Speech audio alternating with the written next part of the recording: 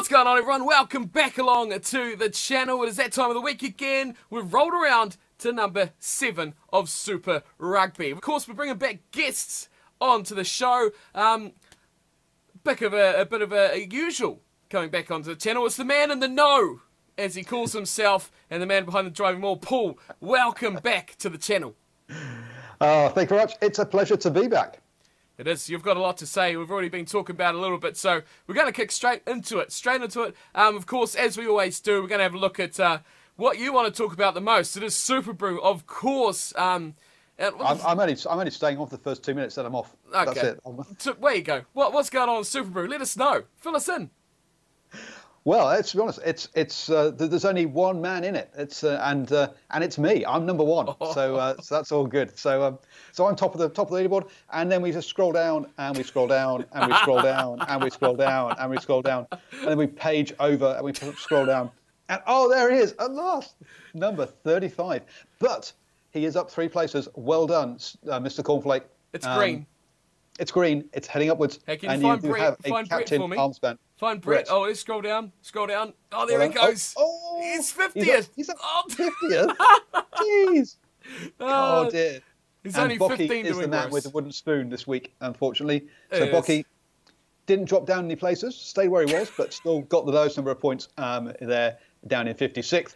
But yes, at the top, soaring it up by 7 places, is Driving Maul after getting all 6 games right. What a superstar. Didn't quite get the yellow cap, though. That went to LNut07, who climbed up to 2nd. 20 places, rising up 20 places. Amazing by LNut07. So, yeah, well done, sir. But you are still a whole 0.17 points behind Driving Maul. So, yeah, got to try harder. The challenge has been laid down now, for sure. But, I mean, you didn't get the yellow cap. You've already said it yourself. You must be a little bit annoyed that you didn't go full hog and take everything available, surely. I'm just happy being number 1. Numero uno. See how long it lasts for. Everyone's going to be desperately keen to stop you now. Well, you've covered that. That's a Predictors League. Let's quickly go over the one that he doesn't care about because he's not game enough to go on to the fantasy team. But it's pretty much stayed the same anyway. It's the same 3 guys. They're doing it all. It's B Coventry. It's the man with the sneaky toilet actions. And it's the Honey Badgers. This 1, 2, and 3, those guys are just swapping around anyway. So there's not much to really report there. You've just got to look out for MFCFO's Blues. They're the guys to watch out for. They're the Driving Maul of fantasy team. So there we go. Right, that was quick. Look, talking about fantasy stuff though. I mean, you've got to say someone like Ben Lamb really has stepped up. He's got to be someone quite cheap, I'd have thought. So yeah, get Ben Lamb. My one tip is get Ben Lamb in your team. Yeah, it's coming from a man from Auckland. He's Who from doesn't Auckland, play isn't he? Well, he used to play for Auckland, but he didn't play very well for Auckland. Or more to the point, Auckland didn't play him in the right way. And I think that's what we're seeing this season, is that he's been given a bit more license to enjoy himself. And hey, he's got a big smile on his face. Yeah, that seems to be just about every player that comes from Auckland, isn't it? Fikatoa, Davida Lee, Naholo. No. Half the Highlanders squad. It really is. Well, we've covered SuperBru like rapidly fast. Let's go. The other thing we always cover up is yellow cards. It hasn't been too exciting this week, to be fair. We're only up to 27, so I'm a bit disappointed. You really need to pick up your game, team. So I want to see 16 yellow cards this weekend, or else I'm not going to be impressed. We've got to get 50 by the halfway point. We're almost at halfway, aren't we? Jesus, this competition's going so fast. Pick up. Well, kind of, but I mean, the first round was only really South Africa, wasn't it? So. So I mean, most teams have played about 5 games. So really 5 games in, even though it feels like six rounds. So how many yellow cards were we at this point last season? That's a very good question. But more than this, I can tell you that. I'd have to go back on what last videos, but I can tell you more than this. We're actually falling way behind. We were quite up with it for the first 2-3 rounds, but no, it's falling apart. My goal of beating last year is falling out the window. And it's all to do with professional rugby players. I'm going to have a word to them. It's not good enough. Stop training and just go. Stop trying to big teams and just injure them instead and get sent off. That's all you need to do. Oh, dear. But anyway, we're looking at round 7. Let's get into why we're really here. Yellow cards, we're not going to talk about that today. I've got a special new topic you don't even know about that I'm going to kick it off with. And it's something I've seen bandied around our media over the weekend and getting into this week as well. Is Super Rugby more competitive this year than in 2017? Oh, you really have blindsided me with that one. On the spot. There, that's revenge for the yellow card question. Jeez, God, I have to rearrange the hat first. I have to buy some time to think about this one. Home advantage has definitely been more evident this season than last season. If we look at the teams that have lost sort of at home, it's basically been the Sunwolves, Jaguares. I think the Bulls lost to the Lions, and the only other home loss I can think of is the Blues to the Chiefs. So every other time it's been the home victories. So I think that's been a big, definitely home advantage has played a bigger factor this season. Now, whether that's because the sides are closer together and more competitive, I'm not sure. But you're definitely seeing that Australia has stepped it up. You've got teams like the Waratahs, like the Reds, who are playing the full 80 minutes. You can see them still going at the end. They're not letting the heads drop. The Jaguares obviously up and down. We've seen obviously the Bulls are looking much better, but the Sharks have been woeful. The Stormers up and down again. So I think the Australian conference has definitely stepped up a bit more competitive. And yeah, maybe with all the injuries to the Crusaders, that's been a bit of a levelling factor in New Zealand. Yeah, I'd certainly say that South Africa has definitely picked up a bit as well. Many expected the Bulls to be completely rubbish this season, and everyone expected the Lions to canter away with everything, but that's not what's happening really at all. The Lions are still doing pretty well, but really a couple of losses this season for them, and they're not looking what they were the last couple of years, that is for sure. But we don't have to worry about a few teams this week. We've only got 6 games again, which is a little bit disappointing. But we don't have the Jaguares, we don't have the Reds, and we don't have the Sunwolves. So I guess that saves 2 easy picks, isn't it? What's that? So we might as well go home. Go home. No, well, we've got the good teams, and that's probably been insulting to the Reds this year, I guess. They've been pretty decent. Oh, come on. They've got a good pack. I think I've been impressed by the Reds, but we're not going to talk about them. Say, they've been damning. Yeah, no, the Reds have been good. I mean, you've got to say. I say they've been playing all the way to the end, even when they have been out of it. I mean, they very easily could have let their heads drop away to the Sharks, and they're a young side. They went down 18-0. They could have given up at that point, but they didn't. They kept playing, and if they hadn't spilt the ball at the very end there, they could have even come away with a win. It was a dramatic comeback, wasn't it? It was. I mean, it would have been heart and mouth for those players. Goodness, to go so dominant, just cruising along to the end, and then, hello, we got to play. We got to start playing again. We only got 30 seconds to go. They could have easily lost that, but yeah, they're not in action. So let's have a look at what is in action for round 7, and it kicks off with a cracker as well. To be fair, the Chiefs at home against the Highlanders. Now, this is probably kicks off the round up brilliantly, doesn't it? At Waikato Stadium. We'll talk about Chiefs first on this one. Last week, they got an easy ride, didn't they? Too easy a ride, really. They say you're only as good as your last game. But I question you. Is it fair to really judge this Chiefs side on what we've seen from them last weekend? The things like, McKenzie at 10 with all the talking points about. They did it a bit too easy in that game versus the Sunwolves. Can you really take anything from that match, apart from the fact that they did what they had to, and they really demolished what is probably the weakest team in the competition? Not really. They did what they had to. It was good. I mean, there was a couple. There's a good debutant in there who got a nice run out, which will be good for his confidence going on. Because I mean, they've lost another lock to injury, haven't they, for the season? So I think they had a new guy in there. So apart from blooding a new player, nothing of any interest from that game at all, really. Do you think the Chiefs are really developing probably the best youth and young talent coming through New Zealand rugby at the moment? I think between the Chiefs and the Crusaders, they're just being forced to play the youngest players. Yeah, because they've got no one left. And I think they've sort of fallen out with a couple of players. So I think Beaver burned a few bridges at the end of last season. Hence he's not been invited back. And obviously Zach Guilford has burnt lots of bridges all over the place. So the experienced players that they had in their wider squad or in the wider kind of provinces around them, they've just decided they're just not worth the off-field issues. Yeah, I think they've probably been the surprise team from New Zealand, in my opinion. Just the fact that, like I say, they've got all these injuries, all these guys, young guys, these guys, Sean Wainui's and all the guys in the pack, they're just stepping up. We know they've got the young stars, Anton Leonard-Browns and McKenzie's, and the rock-solid guys, the Retallicks and Messam, who seems to be having a pretty good year despite his age. They just seem to develop all this youth that just storms on through, and I expect them to do pretty poorly because of that. Give them a couple of years, get into the game, but they have come on leaps and bounds. And you look at this game against the Highlanders, who, yeah, last team to lose a match in 2018. Take that one, put a poster on the wall for it. Got to be good for their confidence. But what I found in that match with the Highlanders last week is I didn't see enough of those key guys we always talk about when we review Highlanders games. Ben Smith, Aaron Smith, those guys especially, just weren't involved enough in the game. I thought Ben Smith really was almost missing in most of that match, which that's where the Canes, I think, completely outdid them. Was you saw the guys, the Perinaras, the Barretts, they were all involved in everything. Did you find that was the way that kind of game went? Do you think the Highlanders need to, or find a way to get those guys more involved in these games, especially against New Zealand opposition? I think so. I think they just couldn't get out their half in that second half. They just got pinned back and they just didn't have the ball and didn't have the territory. And there's only so much you can do with. There's only so many 80-metre tries you can score. And basically they just ran out of. They just didn't have enough territory and ball, I say, to really to have a chance. So I think the lesson there is starve them of the ball. Don't kick them the ball, and be strong under their kicks. And then they run out of options. Seeing as that was their first road trip as well, do you think playing away from Forsyth Bar is going to be an issue for this Highlanders side?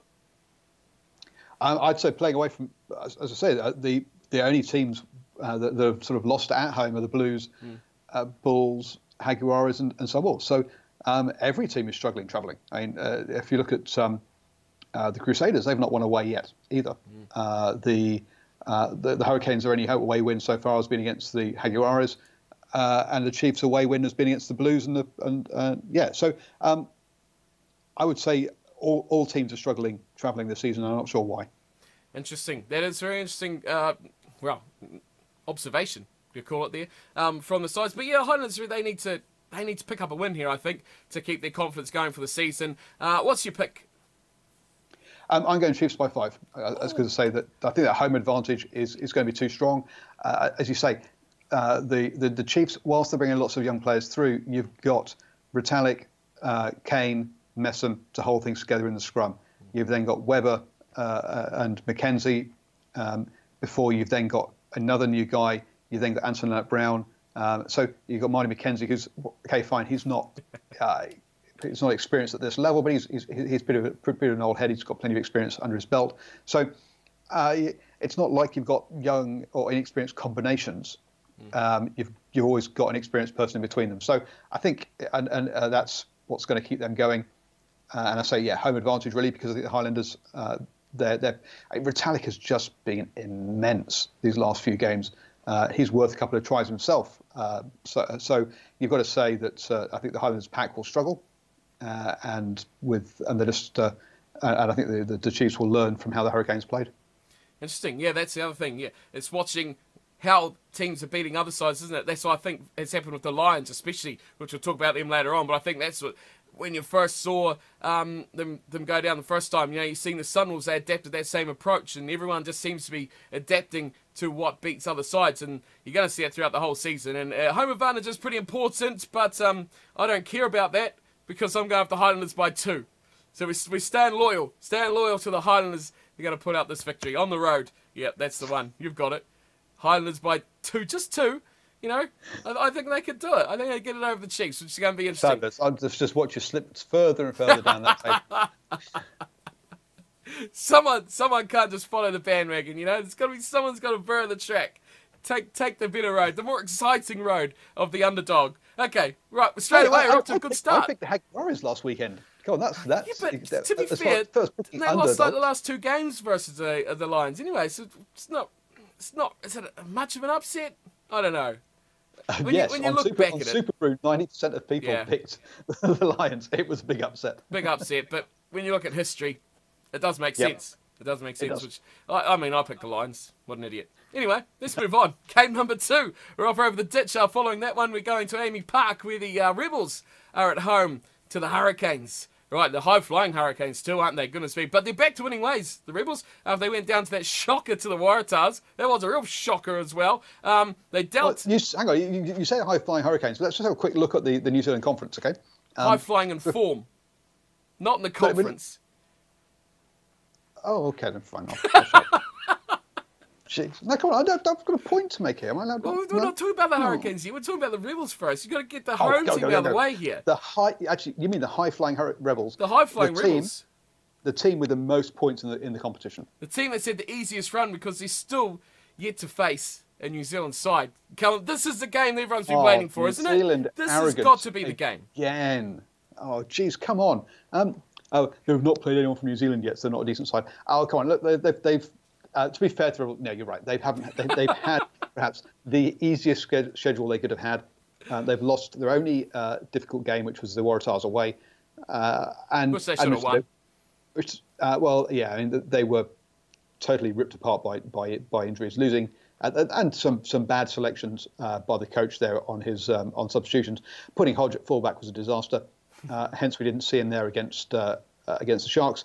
But I'm pretty sure the Hurricanes will have seen what the Waratahs did with basically nice high ball and have Flower come in and grab it, and that basically wins you the game. So imagine. So I can really see Barrett high ball, Geordie Barrett running in, catching it, and dominating that way. I could definitely see that happening because I mean Julian Severe's not great in that kind of sense. And I'm not sure that that's really Ben Lamb's forte for catching high balls, but maybe I'm wrong. But because let's be honest, as Justin Marshall said, we were all surprised by his pace 2 weeks ago. So we'll see. But yeah, I expect Geordie Barrett to have a field day under the high ball against the Rebels' backs. How do you think the Rebels are going to prepare to face Hurricanes? Are they going to do anything different to what they've already done? Facing this dreaded New Zealand side for the first time.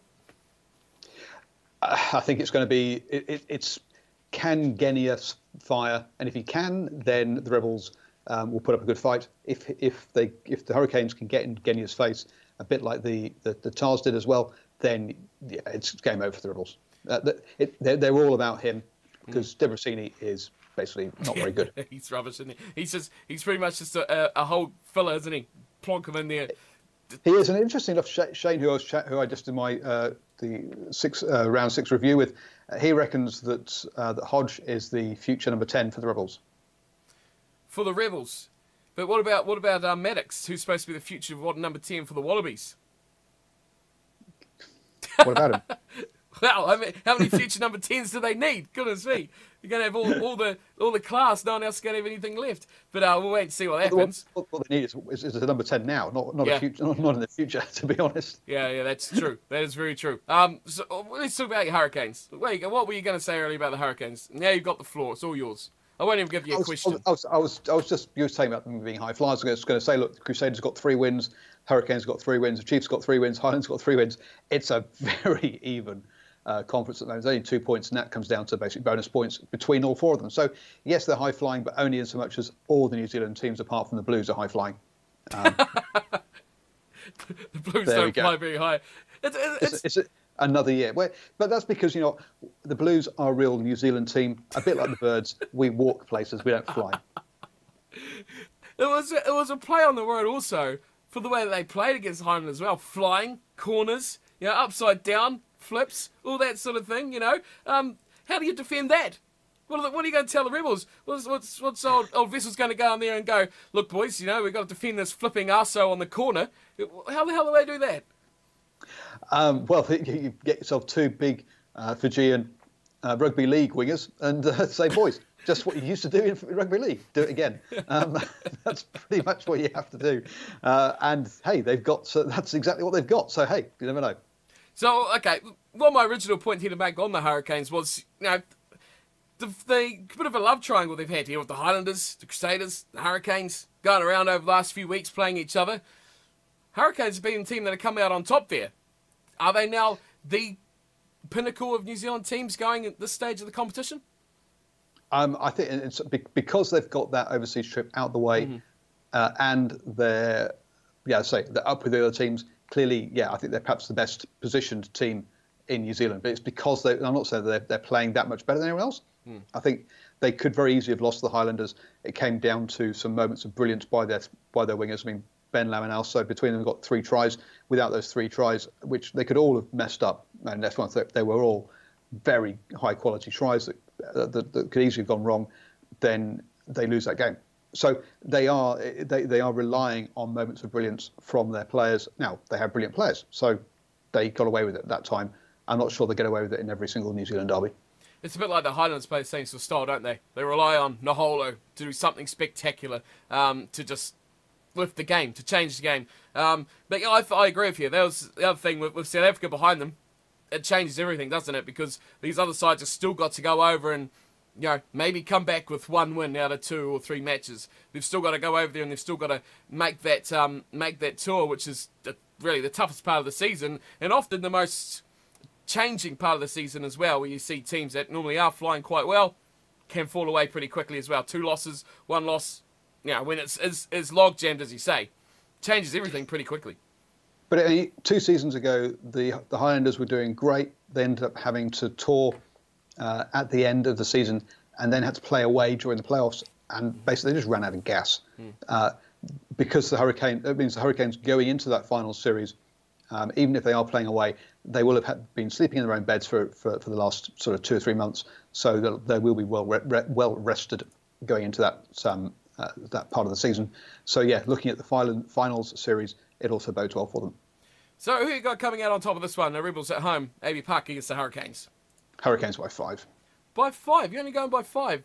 Is that not a bit conservative, even by your standards? That probably is a bit conservative by my standards. It should blow out. But hey, the Rebels, as I say, they've got the most points in the competition. They're the best team in Australia at the moment. We don't really want to see big blowouts by the New Zealand sides against the Australian teams, because again, we're against the best Australian side in the competition, because we want to try and have some competition. We don't just want it to be go over to Australia and win by 30 points every time. Well, I'm not going to go quite that far, but I am going to go Hurricanes by 18. So I'm about halfway to what you suggested there. So that's conservative for me. Canes by 18. I'll take that bonus point later on for the big win for the Hurricanes. So we're both going Canes anyway, so it should be a pretty safe point, you'd hope, surely, for the Hurricanes. Right, let's move on. We got your team next. Blues versus Sharks, Eden Park. This is going to be a goodie. Well, what's happening with your Blues? Talk to me. Well, they had to play away, haven't they? I've told you. Home teams win. Yeah. That's right. The Blues are great against every single side that isn't from New Zealand. And their problem comes up when they have to play New Zealand sides. So if we just admit that New Zealand's economy and New Zealand culture and everything is just based out of Auckland, we forget about the rest of the country, then we'll be fine. But it's all those pesky people who work on farms and stuff who play better rugby, that's all. That's why the Blues are so bad. You heard it here first. It's the pesky farmers. It's all their fault. You knew it all along. Let's talk about their plans, though. Come on. Blues. We talked about at the start of the season how the number 10 jumper is going to be, the problem area for them. How do you think they got now? Is this still a trouble area for them? Or do you think they've fixed it with Gatland? No, I don't think they have, actually. I think we might be seeing that Perifetta is the man for it. So I think he's still got a battle in his hands, and I think we're going to see it change. Perifetta is going to be given a chance at some point, and this would be as good a chance as any. I'd have thought against the Sharks. I think he'll be given a go here just to prove what he can do, because again, the Sharks have been woeful this season. Let's be honest. So this is a bonus point win for the Blues all day long. The question, so I think it's a great chance to give Perifetta a run out, and expect Ikiri Iwani to keep pushing himself up the try scoring charts, because I think he's second at the moment, second equal on the try scoring chart. So expect to see him pick up 1 or 2. Do you think the Blues are going to be missing Mr. Williams for the next few weeks? Think it's going to affect them in any way? Not really. George Moala's better at 12 than 13, I think. So I think. So hopefully he'll step in. Yes, it's a big drop off from Sonny Bill Williams to anyone else. But I think against the Sharks, it's not going to be an issue. I'm not quite sure. What's their next few games like. I'm not sure who they've got coming up over the next few games. So against the Sharks, it's not going to be a problem. But yeah, if they come across any New Zealand teams, then it's going to be a massive gap in their midfield. Yeah, definitely. Williams to Moala is like, jeez. I can't even think of another comparison to make up for that. No, couldn't think of anything worse to come down to. Right, we'll move on after that. After that really low point of talking about George Marlowe, we're going to talk about the Sharks, which is probably on par with that, the way they've been going this season. I mean, we started this season looking at the Sharks on their squad on paper, and we thought, this is a really talented, good-looking squad. They're going to do good things this season. What the hell? What went wrong? Where's the problem with this side? There's a lot of people calling on the coach, saying it's all the coach's fault. He needs to get the boot. No, someone else come in. The players not stepping up. This is a good side on paper, but they're not transferring. Where is it going wrong for the Sharks? Yeah, it's not. They started away at the Lions, which was never a good start for them. They then stumbled to a Waratahs side that seemed to be able to pull out amazing results. They play all the way to the end, and they only just got that draw. So obviously they then beat Sunwolves, but South African sides do not play well away from home. Okay? They were always going to lose to the Brumbies Rebels, and they're going to lose to the Blues this weekend. So they had a shocking start to the season by that loss to the Waratahs or that draw with the Waratahs. Basically took the stuffing out of them. They knew they were going to come away with three losses from their tour, or is it 4 games they're playing? I'm not sure where they're going next. But yeah, they're going to need a strong second half of the season, aren't they? Because they do have the players. That's just the. But they're just, you say, they're not turning up. Does it help that Daddy is playing son at fly half? He might be the right guy, but it's a bad look, isn't it? It's never a good look to have that sort of combination, is it? Unless it's doing really, really well.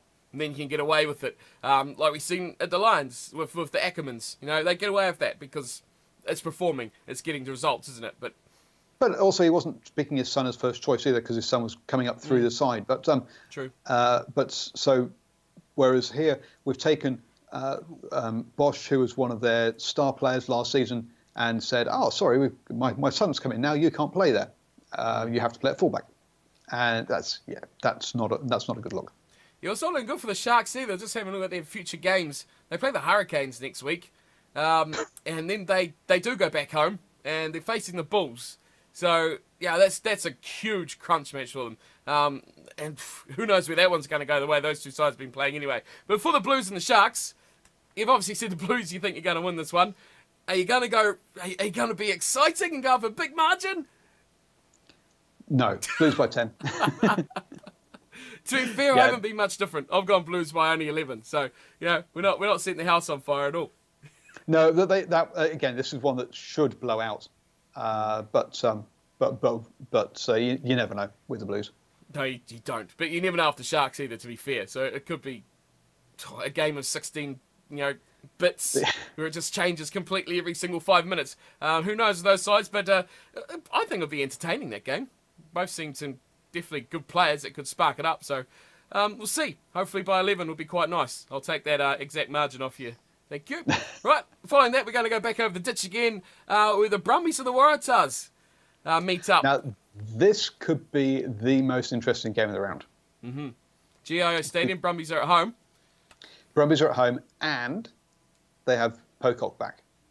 Yes, that's what we've been waiting for ages. So one of the questions we had on Hash Rugby Chat last week was who is the most important player to a team, because obviously since Mo'unga's gone, the Crusaders have had a bit of a tough patch. So that's what sort of brought the question about. But we looked at the Brumbies and went, who's their key player? And it's like, oh, geez. And then we went, oh, of course, it's the one that's missing. That's why we can't see who their key player is. And it's Pocock. Yeah, they need him back massively. And hopefully he can galvanise something for that team, because they have been extremely disappointing this season. It's been interesting to see them see if their new combination of putting Leofano at 12 rather than at 10, if they continue with that experiment, because it worked obviously last time out. So we'll see if they continue with that. But again, they've got the home advantage. They've got Pocock back. This is a must-win game for them.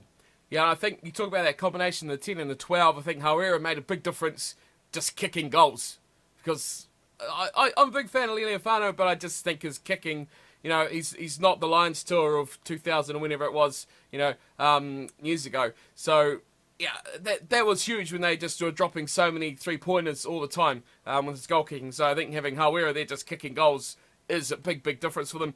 Do you think having the week off, because they both come off the bye, but the Brumbies especially, the way they've been playing so poorly, a week off just to concentrate on their play, staying at home, obviously not having to travel anywhere, is that going to make a big difference, especially trying to integrate Pocock back into the fold and get him up to speed with how the team's going? Well, I think isn't it, everybody, he's back, follow him around the pitch forwards. Just do what he does. Just copy him. Just be near him, please. Don't try and reintegrate him back. Tell him to do whatever he feels like and just try and... follow him. And to tell the other forwards, yes, stay near him. Just defend like he does. So, I don't know. I'm just concerned about their coaching there. They've got... Laurie Fisher's obviously decent as an assistant coach, so they should be performing better than this. But I'm not sure their head coach has got the charisma, and we'll talk about head coaches when we come to the Lions as well. But I'm not sure the head coach has got what it takes at this level, and that's a real worry for them. But yeah, having had mum's home cooked dinner in their nice own mattresses, then yeah, they should be looking better this time. It's interesting you talk about head coaches though. What's your thoughts been on Gibson at the Waratahs? It seems to be he's kind of just faded away into the back again now after the Waratahs have, done okay. Well, it's pretty simple, isn't it? You basically, as head coach of the Waratahs, you just go, Foley, Flower, Beale, Hooper, what do you want to do? Yeah. And I will tell everyone else to do that because you guys are the bosses. So yeah, it comes down to those four guys. I mean, this is we talk about it with the Highlanders, but the Waratahs even more so. It wasn't until the Waratahs were about three or four tries up the Flower would actually pass to anyone else apart from Beale or Foley. I'm going to go blank. Is it Naivaro or Nabuli or one of those guys that they've got on the wing? Naivaro of the Waratahs. Naivaro, that's right. He comes on as an impact sub. He's kind of useful in that role. As a starter, I don't think so, because you just kick behind him and make him turn around, and he's like an oil tanker. But going forward, he is powerful and fast, and he's great. But going backwards, yeah, defensively, he's a bit of a liability. You can't say he's a revolving door because that means he would turn around quickly, but he doesn't.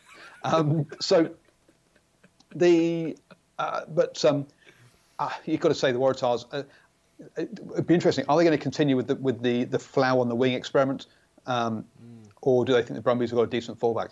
Because that really worked in the second half of the Tars against Rebels. That turned the whole game around. Yeah, and it's just the fact that he was chasing every kick, wasn't it? That was the game plan. Kick, chase. There was nothing really directed to his wing, except for kicks ahead. Absolutely. I mean, when we looked at the stats from that game, all the backs apart from him had lots of meters running with ball in hand. He did all his running chasing kicks instead. But yeah, that was basically that was it. Put a high up and under above Hodge. Watch him absolutely make a meal of it. And even if Flower couldn't get there in time, then he would still smash him. So yeah, you got to say that looked like it was a very simple tactic. But the question is, how do you combat it if your fullback isn't strong under the high ball? Yeah, if you've got a player like Flower chasing it as well, he's one of the best in the world. You can't really question that either.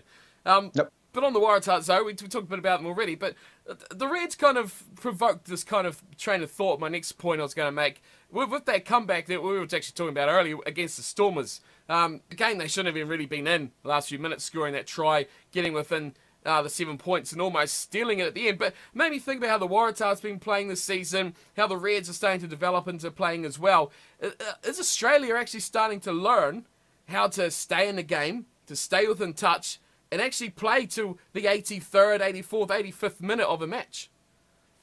We've definitely seen it from the Waratahs. I mean, the opening game of the season, where they beat the Stormers, wasn't it? I think that was, again, they scored at the death to win that game. They scored at the death to draw with the Sharks. They scored at the death against the Jaguares to deny them a try bonus point. And obviously they came back to beat the Rebels as well. So they're a team that will play all day long.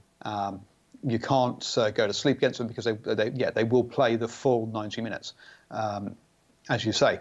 So they're going to play all the way to the end. So make sure that you've still got somebody to come off the bench and give you some energy in those last 10 minutes. Keep you awake. Don't fall asleep. Okay. Like you said earlier at the start, this is going to be an interesting game. Brumbies are at home, but who's going to win it? So I've decided that, I'm going to go with the seasonal trend of home wins and back the Brumbies by 3. Go Brumbies by 3. Well, this is probably why you're top of the table. So I'm going Waratahs by 6. It's quite close to pick, isn't it? And there's a few of them that are really 50-50s this week. And you could go home 2 out of 6, or you could go home 6 out of 6. Quite easy. Absolutely. This is the kind of one that's going to come down to the bounce of the ball. What one player is either going to have a brain explosion or be a miracle worker, and they're going to win it. And that's what it's going to come down to, those kind of minutes where one player, and it's not. The problem is if it's a Beale or a Folau or a Pocock or a Leofano, they're going to do it. The problem is it might not be. It might be a Nabuli who has to suddenly chase a kick. Will he actually put the effort in to get that ball, or will he go, I can't be bothered. I only run when I've got the ball in my hands. It's like a battery kind of thing. The ball's his battery that gives him energy. But this, it's one of those the support cast. It could be one of those guys, and I just worry that the Brumbies are going to do an absolute job over the Waratahs scrum, because that scrum is so lightweight. It's unreal. Going to be a cracker. Going to wait till the end. And if I'm right, I'll let you know. But if not, I'll be gone. I'll be out that night. I'll be away. Anyway, let's move on. Next match, we're over to Africa. This is probably the first game in Africa, isn't it, this weekend? Goodness me, you normally go there quite quickly. We've got the Bulls up against the Stormers. Loftus, back at home, the Bulls, finally. They'll be loving it. But travelling, they've just got a big travel they've come back from. But they just played the Crusaders. Went down a bit of a messy, sloppy old heap, isn't it? But it got me thinking about the way they've played, the new style that they're adapting, the way they're playing, their offloading game, their hard running, passing it, in the tackle, before the tackle sort of style. Did that completely get flushed down the toilet without any scrap of toilet paper or anything with it, because it was so wet in Christchurch. Now it was, and if you listen to the previous show, I'll tell the same story. But I heard this great comment on a podcast by the Rugby Dungeon over the weekend, where he was talking to an English player who used to play for the Chiefs. I've gone blank as the guy's name. Played a lot for a couple of seasons. Yep, I know the guy you mean. Yep, exactly. And he said, so one of the comments you get in the UK especially is, the weather's so much better down south. That's why they have better skills. And it's like, have you been to New Zealand? It really rains here. So apparently the way they counter this is they soak the balls in washing up liquid before training. So yeah, there you go. So there's insight into the Chiefs training. The Chiefs, the way that the Chiefs and the Crusaders and the other teams can actually handle in the wet is because they soak the balls in washing up liquid before training, and that's how they learn to handle wet, slippery balls. So yeah, you've got to say the Bulls, who are used to playing on dry, hard pitches, they just can't cope with that because they don't have enough washing up liquid in South Africa, basically. And that's what it comes down to. Then they have had a horrid schedule. I mean, they're lucky to have even got one win so far, to be honest. I mean, the Hurricanes, followed by the Lions at home, then the Reds, Chiefs, Crusaders on the road. That is a shocking opening sequence for the Bulls, and they'll be glad that it's out of the way. Yeah, but I mean, you got to play them sometime, don't you? But I reckon it has more effect at the start if you coming into like this round 7, and you're sure you got your tour out of the way, but God, you're in such a rubbish position. It doesn't even really matter. You got so much ground to make up. Confidence is low. You've just come back off the road. It's not a good time, is it? It's not a good time to have to deal with it. But now up against the Stormers. Now, I mean, I don't know what you think about Stormers, but I think they're going all right. I quite like the Stormers. They do play quite nicely, but especially last weekend watching them, they really struggle to finish off anything they start. They're a side that I've described as close, nearly good enough, almost there, good in patches, but they never seem to have that full display. Are we ever going to see that from the Stormers? Are they going to fully click into a display that we'll go, yeah, that's the Stormers we've been waiting for? Probably not. And they are a microcosm of Super Rugby. So they've played, they've won 3 games at home, and they've lost their 3 games away. Yes, I mean they are. So it's obvious. I mean, just play the percentages, boys and girls, with your predictions, and you'll be fine with this one. But they've got to learn to play away from home, haven't they? Because at the moment all their away games were on tour, which doesn't help. But to have gone through that is just shocking. And they're still waiting for some key players to come back. I mean, aren't on a lot of teams, and they're just not coping well with that, I don't think. And if they get their players back, then we might see them click. But until then, I think they're going to be one of these nearly teams. Yeah, that's what they've been this season. They have looked so good in so many little patches. But what I've been impressed about the Stormers, to get your thoughts on, is Damian Willemse. What have you thought about this young kid? I mean, he's been massively impressive. I think South Africa have to look after him like a gem. Make sure they don't pollard him, they don't Lambie him, or do anything like that. What have you made of his season so far? I have been extremely impressed. I must say, I gave the Stormers absolutely zero hope this season because they'd lost De Jong, or whatever his name is, to the Sharks. Sorry? De Pree, that's it. De Jong, why do I say De Jong? Yeah, because they lost De Pree to the Sharks. They had absolutely zero experience at either 9 or 10. But yeah, Williamson has been a revelation. And yeah, you're right. He's one of these guys. There's him. They've got De Pree. They've also got Bosch at the Sharks. They've got some exciting guys who can play 10. And it's a matter of now, will they go down, as you say, the Pollard route? Well, I mean, Pollard was player of the Junior Rugby World Cup. He was player of the tournament when a few years back. But he was put into the Springboks at like 19. Absolute was the next guy, and then went and broke his shoulder and basically missed the whole season. So yeah. Well, they allowed him to go and play in Japan, and that was a big mistake because at that age, what he really needed to be better looked after and not overplayed. And Pollard was just overplayed and broke down. So they've just got to make sure they don't overplay these guys.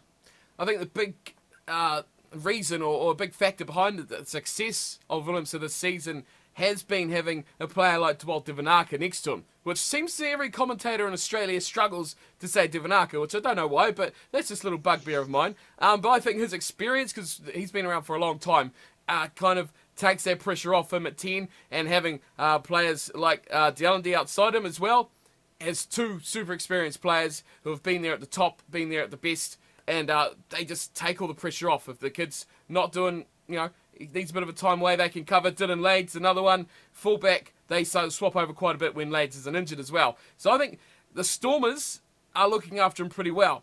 They're saying if you need you want to take a phase or 2 off, get Dylan Lades in there, look after it there. Get Divanaka to look after it. Get someone else to do it. He's not having to be that guy that's relied, bang, every phase, him all the time. He's not having all that full-time pressure on, which has helped. You're right. It's not all that. And also, Dealandi is a limited player, but the one thing he can do is receive the ball and truck it up. Yeah. So yeah, okay, we're going nowhere. Give it to him. He'll happily just truck it up. I remember reading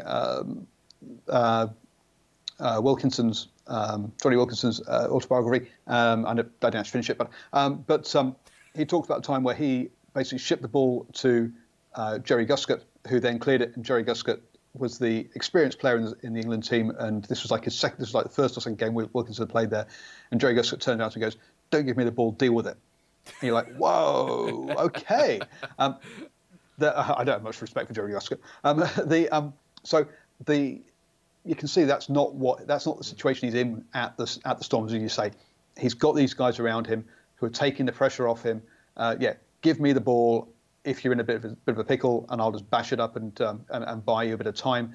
You say Lates comes in there so he doesn't have to play every single phase, and yeah, they're looking up. It's working an absolute treat. It's all good. Now we just got to transfer that Stormers part to South Africa in a year or two, and we'll be all good. They'll have a good number 10, maybe, hopefully for the good of South Africa. Post Rugby World Cup. You're on to it. That's perfect. Maybe in 2023. We'll talk about it then. We'll see what's going on then. Right, Bulls Stormers. We were talking about this match. Who's going to win this one? Bulls by 3. Bulls by 3. Oh, God. Now I know why I'm doing so badly. Stormers by 4. God almighty, Stormers. They're going to do it. Stormers are up. Stormers up. That's all I got to say. Let's move on. Okay, right. There are 2 rules when picking, okay? Number 1, always pick the New Zealand team. Number 2, always pick the home team. Sorted. Next. God, I hope I get a few results against the run of play here. I'm going to... well, you'll be back on next week if I do. I can tell you about it. Sunday night. You're coming on. Get ready. I'll be watching. Oh, and it's Easter too. I'll be able to actually watch it. I won't have to work. Oh, great, glorious. I'm happy now. Right, let's go on the last game. Well, yes, this game is midnight on Sunday, so you can't do Monday night. I can't do Sunday night. It'll have to be Monday night because we won't know the results. True. We won't have all the results unless you want to do like 4 we're not o'clock in the doing morning. Sunday night. I'm telling you, get prepared. You know, you're going to need a good excuse. That's what I'm saying. Vice versa if it doesn't turn out my way. Lions Crusaders, last game of the round. Ellis Park, Emirates Airlines Park, whatever they want to call it these days. Aeroplanes or whatever going on all over the place. Lions. Let's talk about the Lions. The Lions. Everyone knows what the Lions do now. The Lions are public knowledge. They roar. God. That's what Lions do. And that's why we get the Driving Maul here on the channel for expert analysis on Lions. The Lions rugby team, everyone knows how they play. Here's your question. Can they adapt and change? Can they cut their fur coat and not eat zebras for a couple of days? Oh, or do they need more protein? Yeah, bigger, bulkier guy. No. Okay, so it's all breaking down here. the big problem that we said pre-season for the Lions wasn't going to be skills or technical coaching. Their problem was going to be when they go through a rough patch, which is what's happening right now, is does the new coach have Ackerman's charisma to pull them through? And that was our big question mark around him. And so far, it's not looking very good. Now, do they have to change a lot? No. What they've got to do is they've just got to not turn the ball over. I can't remember what the stats were now, but it's something stupid like 17 or 21 or something turnovers against the Jaguares. If you're turning the ball over that often, you're going to lose the game. End of story. It doesn't matter what else you do. They had 21 lineouts in that game. They won every single one. Their set piece was working. They just couldn't hold on to the ball. And you've got to say that kind of performance against the Crusaders is going to get extremely messy because the Crusaders will challenge that line out. They will steal a couple. They're not going to have that an easy ride at the set piece with the Crusaders. And yeah, it could turn into a messy one. My big question mark is the character of the side or character of the coach, and I don't think he's got what it takes. Interesting. So that's what we all talked about this that pre-season, wasn't it? Whether he'll be up to it, what we've seen from the Lions last couple of years. Until last couple of weeks, he's been swinging pretty fine as well. But a side note here about the Lions, a bogey team in the Jaguares. Was it a bad day, or can they just not beat this team? They'll be the only side in Super Rugby that can't beat them too. I think it was they had a bad day. You're not going to see I can't see the Lions turning the ball over 20 odd times in a game again. That's just yes, fine. They play high risk stuff, but they don't play that high risk stuff. They do it when it's on the whole, but they just got it totally wrong. I think they got behind the scoreboard. They had to chase the scoreboard, which meant they pushed it further, which meant they made more mistakes, and it all just spiraled out of control. And that's what I think that's one of the themes this season has been scoreboard control, scoreboard pressure. Teams, once they're behind, they can't kick 3 points. They have to go for it. They have to go for it more. And I think you've seen a lot of teams that whoever gets those first 2 scores up generally goes on and wins because it forces the other team to play a style in a way they don't want to play, and that makes it easier for you because you can then just play the percentage. What we saw the Chiefs against the Blues get ahead and then just spend the second half of the game just kicking the ball.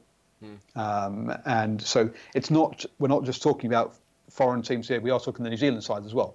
More than happy just to put boots to leather and say, right, yeah, if you want to score, if you're 2 scores behind, you're going to have to score tries and do it from 90 metres. Off you go. And yeah, you just don't do it. So this one will be absolutely crucial for the Lions to get the first 2 scores. Otherwise, they'll have lost it. Do you think the Crusaders are a team now that are going to get done by that scoreboard of pressure? Do you think they're going to always go for that corner kick? No, that's what I'm saying is that I think if the Lions don't get that, if the Lions get behind, they'll never come back. Yeah, so they have to get ahead, and then they've got a chance. I think the Crusaders will. I think the Crusaders can survive going behind, and they'll still keep fighting, and they'll still be in a chance. But for the Lions to have any chance, they need to get those first 2 scores. Yeah, you're right in what you say. I've noticed just about every team is doing that now. They're all going, if they're behind by less than a try, less than 7, they all go for the corner. Even if it is less than 7, they always go for the corner, don't they? They're always going for the try. If it's a 2 or 3 point margin, then they'll take a kick. It's been surprising, but I think the Crusaders are a team that won't be as affected by that pressure as the other teams have been. I think they're a team that will be happy to take a 3. They'll be happy to go back and restart and look for another 3. But the way they've been playing, it does kind of give you a little bit less confidence, although I did feel that they were back into their happy place last weekend in the rain. It's kind of a Crusaders-like condition, isn't it? It's where they get to go down and let their pack do the work, and the backs are just there to make tackles. It's kind of a old school Crusaders sort of style of play. But I think the side is, I don't know if you agree here, but have they lost their kind of their fear factor? The fact that teams go to face the Crusaders and they're already 5 points behind because it is the Crusaders, the champions, the most decorated team in the competition. Are they starting to lose that effect on opponents? I think when you turn up and go, wow, they're missing 10 All Blacks. That kind of helps. Okay, so and they were missing. I'm not sure if it was 10, but they were something like that. They were missing a lot of All Blacks. Having Crotty and Whitelock back is massive for them, and they both had to have that week off. They need the time off because of the head knocks. They should not have been. Whitelock should not have been rushed back. I'm totally anti that. So they both needed that time off. Maybe they needed longer off. But hey, so it's going to be interesting to see who is actually travelling. I've not seen the travelling squad for the Crusaders, on the assumption that they take their full strength side and they don't try and rest people for this for these 2 games. Then the Crusaders should have too much for the Lions. As you say, they're not going to get dispirited. They're going to be quite happy to grind the game out and bring themselves back into it if they do get down by 1 or 2. Unlike the Lions, who will just try harder and harder and harder, and just keep making more and more mistakes, and the Crusaders will just love that. Yeah, they'll feed off it. That's the thing. The Crusaders are a side that you can't give too many opportunities to. You can't give them mistakes that will open something up for them. They're still too clinical. Yeah, they've not had the best few matches, but they're still one of the most clinical sides in the competition as well. So you can't give them that.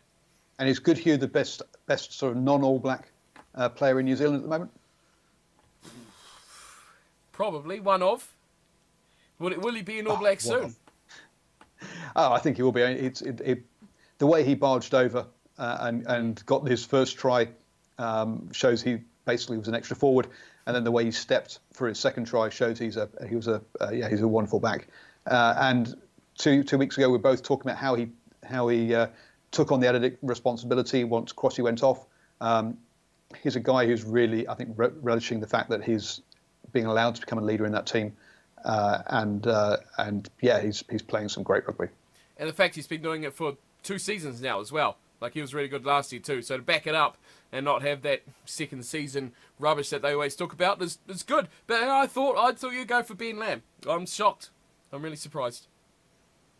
No, well, I still remember Ben Lamb as a Blues player, unfortunately, and therefore, the memories are tarnished. The memory is tarnished. as I said a couple of weeks ago, perhaps it's not his fault. But I think it's more of how the Blues played him and used him. They used him too much as a battering ram and not as much as a speedster. And they didn't use that. And yeah, typical Blues, don't play to someone's strengths, make them try and play another way. Was I think what they did with Lamb, and we're seeing, as you say, he's looking really good this season. But it is only 2 or 3 games. Whereas, as you say, Goodhue's been doing this for a season and a bit, and just the way he stepped up when Crotty and Whitelocke went off and basically became the leader in that back division was impressive. You missed a really good chance to use battering lamb there. I'm just going to leave that one stand. Oh dear, I couldn't help it. Who's going to win? Lions, Crusaders. Crusaders by 3. Only 3. Oh, go Crusaders. We agree. I'm going to get 2 right at least because we agree. I'm going Crusaders by 12. 12, big margin. I think what you said earlier is going to be right on. I think it's just going to come down to that lead. And sooner or later, the Crusaders are going to take that lead, and it's just going to drop the confidence out of the Lions, and they're going to fall away from it. So, hopefully, 12 would be quite nice. Thank you, boys in red and black. Just keep that up, and we'll be all rosy. Now, okay, shirts. They should all have shirts like the Bulls. What bright yellow. Well, no one else has it, do they? Yes, everyone's away jersey has to be bright yellow. Hopefully the Crusaders are wearing their away jersey because both the Lions jerseys are red and white. Yeah. Both their home and away jersey. It's an absolute farce. So, unfortunately, hopefully the Crusaders aren't wearing red because otherwise it'll be a bit of a joke. Well, they could all wear green like the Highlanders do for their away strip. That's super popular. They could all go to that. You need some contrast. Or we could all just wear dark blue like the Stormers and the Blues did the other week. Well, don't the Blues have a white kit though? Their away strip is white, isn't it? Yeah, and then you go, oh yes, but the Stormers are blue and white. Whatever. Just don't wear blue. I can just see it's one of those. You know when you're in slow motion and you see the train about to hit the car, you're like, and there's nothing you can do about it. You're like, that's this game. We're going to see 2 teams in red, and we're not going to half the time we're not going to know who's on which side. It's going to make the rucks and the mauls an absolute farce. Almost like the red boots too in the Highlanders Hurricanes game. Oh, there we go. Whose boots is? Yeah, oh, geez, yeah. Just all wear black boots. I mean, what's this bright? Oh, fancy dandy people and do tattoos and stuff. I don't know. Oh. These young kids these days. I don't know. Oh dear. What a way to finish it on. Okay, we're done. That's it. I think we've done quite enough damage for today this week. Now, so before we go, let's remember you and I Friday night straight after the Chiefs Hurricanes game. Chiefs Hurricanes? No, Chiefs Highlanders game. Gee, we will be doing I've got no idea. Chiefs Highlanders straight after Chiefs Highlanders game on Friday night, 9:30. Catch Steve and I doing a live post-match reaction to that game on my YouTube channel, Driving Maul. So go find that. I was getting to that. That was my next point of call there, but you've done it already. So, you've already said where you are, but got anything else you want to add since you've just done it already? Well, clearly, I am the predicting oracle as I'm top of your league. So, you've heard all my picks through tonight, but if you want to actually hear the condensed version, I do my picks on my YouTube channel every Tuesday night. They go out, so you can get my SuperBru Premiership, Pro 12, Top 14, European Champions Cup, European Challenge Cup, internationals, all that kind of rubbish. They're all there, so go on over and check out my YouTube channel because it's nearly as good as Steve's. Nearly as good. Well, you've just got all my Northern Hemisphere viewers have just left now because you called all their competitions rubbish. So, that's a disaster. And it's not. This is a condensed version. It's still under an hour. So enough of that. We're doing well. We're going to wrap up now. Well. My condensed version is 5 minutes. Okay. See, that's not a video. That's just a v. The video has gone somewhere else. I've got it. Here. This is it. This is a real version. This is the idiot bit. See, not idiot bit. We describe what's happening here. We describe it all, and it's all out there. Reasonings. Why? rubbish reasons and everything. But it all comes on. That's it, though. We've done perfectly an hour. Good job. We'll see you next week. We'll have another guest where the Driving Maul is going to eat some humble pie, hopefully. Yes. Take care. Oh, I like pie. Oh, dear. Oh, perfect.